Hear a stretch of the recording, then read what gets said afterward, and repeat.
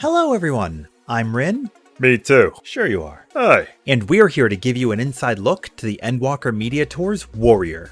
Please note, the version of the game that we got to test Endwalker on is still in development, and as such, anything you see is subject to significant change. Yeah, mumbo jumbo, let's get on with it. Hey now, this is important stuff. Well, if you're gonna talk about important stuff, you should at least mention the fact that there are so many people around the world that are working so hard to help us fight back COVID. All of those medical personnel and first responders, they deserve our love and our thanks. All of the good feelings in our hearts. You're absolutely right, and it's because of them that we are able to be in a better place today than when this all began. Thank you. Alright, who's ready to get into Warrior? Let's do this. In this video, you will see potency changes, new abilities, upgraded abilities due to traits, our offensive priorities, our defensive priorities, the prospective rotation from the Media Tour build, which may change or may not, and our general thoughts. If at any point you wish to skip around, there'll be chapters down below. We have a lot of changes in potency, and while damage has been reduced across the board, I thought it might be nice to show you the percent differential between abilities so you can see how they kind of compare to one another within the confines of the job. What you see here are changes to single target offensive potency, multi-target offensive potency, and defensives that received no change. If you don't see an ability listed, that means it has undergone changes, and we will go over it later in this video. Let's discuss the basic flow of warrior combat. Up first, we have the Storm's Eye combo. This is how you'll start every boss encounter. You'll begin with Heavy Swing, which is your combo starter, followed by Maim, which grants you 10 beast gauge, and finally, Storm's Eye. Storm's Eye is mostly the same. It grants you 10 beast gauge as well as increases your damage by 10% for 30 seconds. The difference here is the Storm's Eye buff has been changed to Surging Tempest. Subsequent uses of Storm's Eye or Mithril Tempest will add 30 seconds to your timer, while Inner Release will add 10, up to a maximum of 60 seconds. Alright, if you've played Warrior before, then you already know about the Storm's Path combo. I'll go over it again just in case you need a refresh. Look to me with the sciencey-wiency. Look, I'm gonna break it down for you real easy. More path means more gauge. Massive gauge means more cleaves. More cleaves means more damage. More damage means the boss dies.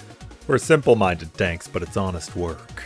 Inner Release is no longer a 10-second buff. It now grants 3 stacks of IR and 1 stack of Primal Rend Ready. Both of these buffs have a duration of 30 seconds, meaning you could theoretically use it pre-pull or use it during downtime. I do not suggest using it pre-pull, as you're going to infuriate Inner Chaos anyway, which is going to consume a stack of IR and desync your whole burst. It's also possible that any of these buffs across the jobs that are now on a stack system that can be used pre-pull may not be usable outside of combat due to the nature of how long it will take for everybody to prep now. Yeah, basically it means you're gonna use like 65 Fel Cleaves in a row, and then you're gonna run the enemy for 16 more Fel Cleaves. Is that right? Do we have it right? Is that what it's gonna be? I'm so excited!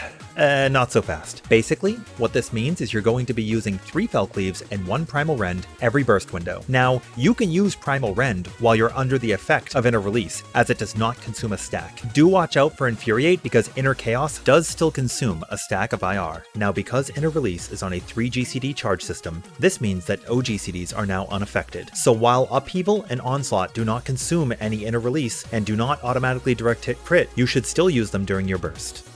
Okay everybody, Primal Rend is our new shiny toy. This thing is awesome.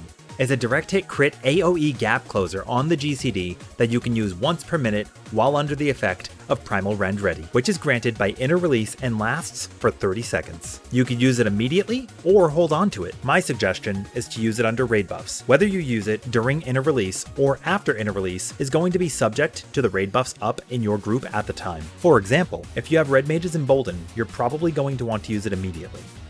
Up next, we have our 30-second OGCD offensive ability. Alright, I know these ones. These are Hevo and Oreos. Oreos is a brand new one. If you're gonna pass them out to your friends, it's gonna hit everybody. But if you wanted to just have it by yourself, you could Hevo. And don't worry, they're free.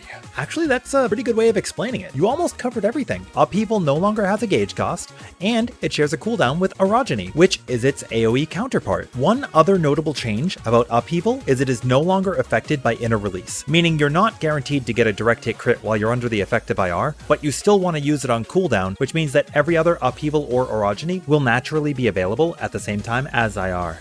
We got some good news for you tank mains. Looks like they made all 4 tanks gap closers the same. The same? They're all going to be the same 2 charge gap closers with the same distance to gap close to the enemy. No, that's not gonna work. Homogenization in this instance is good, it's healthy. I want 3. What do you mean you want 3? I want 3. Do you need 3? I need them. Why do you need them? It's a dire need. I can't just give you a 3rd charge of Onslaught, it doesn't work that way. If you don't do it, I'm gonna hold my breath. Don't... Okay, alright, fine. Oh yeah, 3 charges. The other tanks have 3 charges? Didn't think so. Next order of business, keep this train moving. Onslaught gets 3 charges. Heard apparently we have reports of bedwetting happening at level 82. Alright, the new ability we have is called bedwetting. Not really sure why they decided to go with that name, but maybe it's because after you hear everything it does, you'll hardly contain yourself. Now, I'm not too good with this math thing, but it sounds like we're going to have a whole lot of mitigation for a while, and then a little bit less mitigation for some time after that. Could you, Sure, I've got you. Blood wetting is a 10% mitigation for 8 seconds with a 400 potency heal per GCD. This is great because we no longer have to pull gauge for fell cleaves. Now, we can just heal with whatever we happen to have on board. In addition to that, we do get Stem the Flow, which is 10% mitigation for 4 seconds, and a barrier for 30 seconds equal to 400 potency. This is where they were talking about timing your mitigation properly. We get 19% mitigation for the first 4 seconds, with 10% mitigation for the final 4 seconds. And we get a 400 potency shield for 30 seconds. Overall, Bloodwetting and Nascent Flash are now going to have amazing uses, and I can't wait to see the amount of damage we receive in Endwalker. Shake It Off is our party mitigation. The entire shielding effect of Shake is the same as last expansion, which you can see down below. What's new is that when you use Shake, everybody will receive a 300 potency heal as they receive the shield. And this is a level 76 trait, so you'll have it in Shadowbringers content like T. One really nice change that we saw at the media tour is Shake It Off and Divine Veil both received a heal on their mitigation. While Gunbreaker's Heart of Light and Dark Knight's Dark Missionary received no changes, I feel they were pretty strong as they last for multiple hits. Equilibrium received a nice quality of life change. In addition to our 1200 potency heal, we now also have a 15-second long regen that heals us for 200 potency per tick. That is a grand total of 1000 potency from the regen and 1200 from the initial burst. While Homegang also received a quality of life change. Everything about Homegang remained the same, with the exception of the duration going from 8 seconds to 10 seconds, in line with the other tank invulnerabilities. Now that all 4 tank invulns are 10 seconds long, it does make you wonder if we're going to have to utilize that exact duration in Endwalker. So what is our rotation on Warrior going to look like as we head into Endwalker? Well, let's take a look. For the purpose of this video, I will not be doing an opener in which you forego your Tomahawk. While it is a potency gain to open with Heavy Swing, Tomahawk allows for much easier boss positioning, and that is the reason why I have selected this opener. You'll begin the pull with Tomahawk into Infuriate. This will give you 50 gauge for your Inner Chaos. Proceed by putting up your Storm's Eye combo, which will give you Surging Tempest. Then, use your Inner Chaos into Inner Release. During your Inner Release window, you will utilize 3 Fell Cleaves, 3 Onslaughts, 1 Upheaval, and 1 Primal Rend. If you have a Red Mage and you have Embolden, I would prioritize Primal Rend before the Fell Cleaves, as you will get more value out of it. From there, it's buff management. Storm's Path when you don't need more Surging Tempest gauge, and Storm's Eye when you do. Make sure you use your Fell Cleaves to prevent overcapping Beast gauge, use your Upheaval on cooldown, and save 2 Onslaughts for every 1 minute burst window. As long as you do this, and you don't overcap your Infuriate, you'll be good. I would say Warrior still has one of the more simple rotations. However, it looks like we're getting a bit more flexibility with what we can do. For example, we could use Inner Release during downtime, so that we have our stacks of Fellcleave when the boss returns. In the past, we've actually had a few situations where, due to downtime, we lost a use of Inner Release entirely simply because the boss wasn't there, or because the boss was going away shortly after pressing our 90-second cooldown. Now that Inner Release is a 60-second cooldown, that's going to change a little bit. However, I'm willing to bet that we're going to see at least 1 or 2 uses where this will apply in the future. So where do I think Warrior holds up? Well, I definitely think we're going to have a lot of fun with it in Endwalker. And if you want to try Warrior, I'd say go for it. Homegang being 10 seconds with the other invulns being 10 as well really brings the value of Homegang up, since the recast did not get longer. In addition to that, Shake It Off now has a heal attached, and Nascent Flash or Bloodwetting have really good properties to the mitigation. Flat mitigation, a heal, and a barrier. It really does do it all. When you combine that with a flat equilibrium heal that also has a regen attached, in addition to the cooldowns they already possess, Warrior's shaping up to be a really good tank yet again.